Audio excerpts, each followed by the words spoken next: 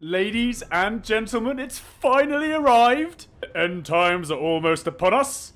The finale of Game of Thrones Season 8 is almost here. If you're like me and haven't watched it since Season 7 finished airing back in August 2017, some 20 long months ago, you're probably in need of a little reminder on the situation and where things were left.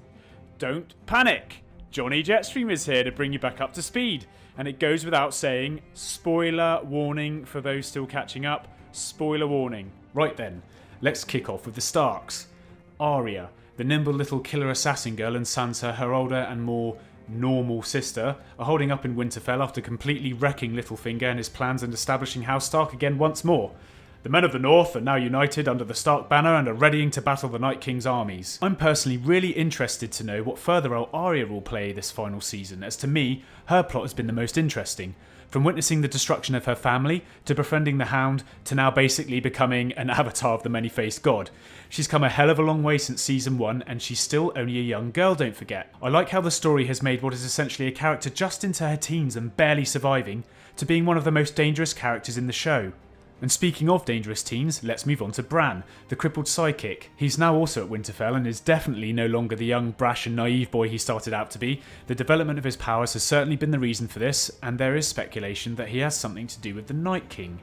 Interesting. Good old Sam, Jon Snow's trusted friend if you remember, also arrived and dropped the bombshell to Bran about Jon Snow's parentage and the connection to Daenerys Targaryen. Bran then uses his green sight vision to revisit the memory of Rhaegar and Lyanna getting it on. Oh yeah. That just about sums it up for the Starks, so now let's move on to the Lannisters. Cersei, incestuous Cersei. When will she learn, eh? At this moment she's pissing everyone off at King's Landing, sipping merry wine and furious at Jaime, who justified her orders for him to stay. She loves him so much that she couldn't give the killing order against him. Aw, bless. She has Euron Greyjoy, the Golden Company, and Sir Gregor the Mountain Clegane at her beck and call, and has revealed that she will most likely betray Jon Snow and Daenerys during their fight against the Night King. I don't think that would be such a good idea, but by now, we should all expect stubbornness and greed to blind Cersei to the magnitude and importance of the battles in the north, which is most certainly where her armies will be needed. As for Jaime, well, whilst it's clear that he's left King's Landing, it's not completely clear where he's heading, but from the final scene between him and Cersei, we can presume he's heading north to help the resistance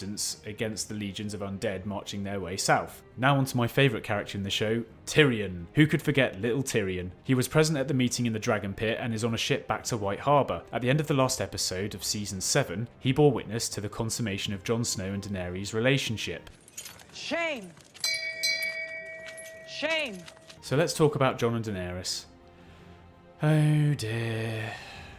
They have no idea that they are actually aunt and nephew. To be fair to them though, they don't exactly look similar, so I'm not sure that you could totally blame them. I can't wait to see their reactions when they eventually find out their lineage though. They just had the meeting with Cersei where Daenerys showed off her 2 dragons. It didn't go unnoticed by Cersei that the 3rd dragon wasn't present. They tried to convince the stubborn Lannister to ally with them, who agreed. They believe that Cersei will keep her word and help them in their fight to the north, but as said just now, we know different. And now for Melisandre, the witch and worshipper of the Lord of Light. The last we really hear and see of her is when she flees Westeros for Volantis. Varys, the spider, the spy master with the bald head, advises Melisandre not to turn to Westeros, but she ignores him, believing it her fate to return and face her end. So I have no idea what's going to happen there.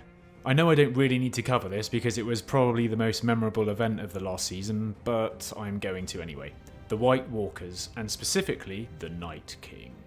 Clearly a top javelin athlete when he was alive, the Night King launches one of his ice spears into the heart of one of Daenerys' dragons, Viserion, killing it. It's not long before the zombie dragon rises and the Night King begins riding towards the wall with his legions of undead. Season 7 basically ends with the undead dragon burning a massive great hole in the wall and the armies of the dead beginning to cross into the Northern Realm. Uh-oh. But wait, there's a few people we haven't covered yet. Good old Gendry. Where is he and what's he up to? That's pretty much anyone's guess at the moment, as the last we saw of him, he was making a run to Eastwatch to help save Jon Snow. But Eastwatch is now in ruins and overrun with undead, so that's pretty much a no-go. As for Bronn and Podrick, that's another mystery. They seem to be remaining undecided between Daenerys and Cersei, so I do wonder if they are making their way north as well. Perhaps they'll bump into Jaime on the way, but who knows. Lastly, we need to cover Theon Greyjoy, who was last seen punching the lights out of Harag, the real mouthy guy who seemed to be high-ranking in the Ironborn. This won him the Ironborn support and spurred him on his mission to save Yara from Euron. There is bound to be a fight looming between the Ironborn and the Golden Company, which may well impact Cersei's plans, but we'll soon see on that one. And that's about it, guys and girls. I hope that's got you right in the mood for Season 8 and brought you up to speed. Knowing HBO, this is going to be a series finale that will go down as one of TV history's best, and I am mega excited for this. Game of Thrones Season 8 airs in the UK on Sunday the 14th of April on HBO and Sky Atlantic, and on Now TV on Monday the 15th of April. Enjoy it, my lovelies. Please like and subscribe to my channel if you've enjoyed this video and found it mildly entertaining. I would love to have you join the tribe for my next videos. And remember, winter is coming.